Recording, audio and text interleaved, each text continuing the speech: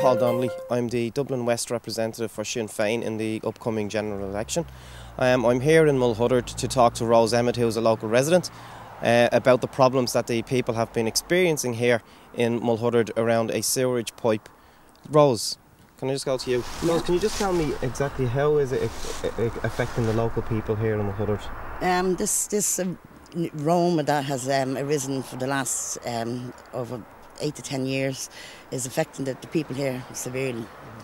One, that it's affecting them in regarding the school, the premises, the business around the area.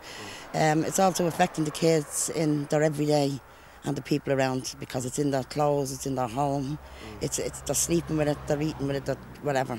And literally it's been an ongoing issue here in the area, which has been given a blind eye. We have got responses back, but not responses that we're looking for. What we're looking for here in the area is for this to be resolved, and resolved now. Resolved as quickly as possible. Yeah. It has been affecting residents for a number of years. A number of years. I mean, I've experienced it myself. I've been up and down the roads, and you literally have to keep your windows closed in your car. And I can just imagine what it must be like for people living here. It must be a horrendous experience. The people here, even when they close their doors and their windows, we have vents in the houses, so it's coming in through the vents. So they're actually sleeping with it as well. Can you just tell me, where does the smell emanating from? The smell is actually, we have 2 vents here, which it actually comes from Maids. Okay. And it's coming down from Maid, which it's getting blocked. And with all the area being built up, it just explodes. So I really think they should put in a big U-band and let it direct it back up to Maid.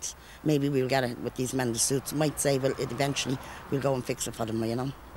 The actual traffic that passed through Mulhuddard, even though we're severely the ones affected by it, but it also goes to a wider scale, because we do have traffic jams on the bridge at Mulhuddard here, where these vents that we're talking about, when they explode like a volcano, it throws the scent down, and the people in their cars are stuck in a traffic jam, and I've been speaking to people that have got sick, destroyed their cars and whatever because of the smell.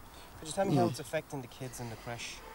There's a creche plus all-weather pitches right beside him, and the actual creche, they have the young kids are out in the morning now, weather permitting, but any kind of a dry day, them young kids are out.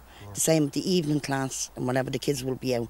Now, I myself experienced little babies going to school and the mother saying, Jesus, because of the smell, they were vomiting. Yeah. They were dry reaching, but they still kind of brought them because they were in away from it, you know what I mean, because being in the community centre.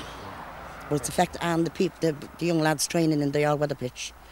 I mean, they'd be like woken themselves up and training with the football, but of course they'd be asking for breath as well, so they're being taken all the time. And it's really turning people at this stage. The business here alone in Mulhuddard village has dropped, because people will not go into the resource centre now. You'll get a very small few people going in now to buy lunch or buy breakfast, where before they were on a great thing. We have the local pub that's just recently opened there a few months ago, and the same, he's recently which he's putting on a great meal, and the same thing, like he'd be losing custom because people just won't go with the smell. It just really affects them that bad. Thanks very much. Well, we've just heard from Rose Emmett there, the local resident, about the experiences of local people here in Mulhuddard and how they feel that their voices are not being heard by the local council. What I promise is, if I get elected, is that we will do our best to make sure that this is resolved for the local people, so they don't have to experience another summer of closed windows, closed doors, and children not being able to play out properly like children should be.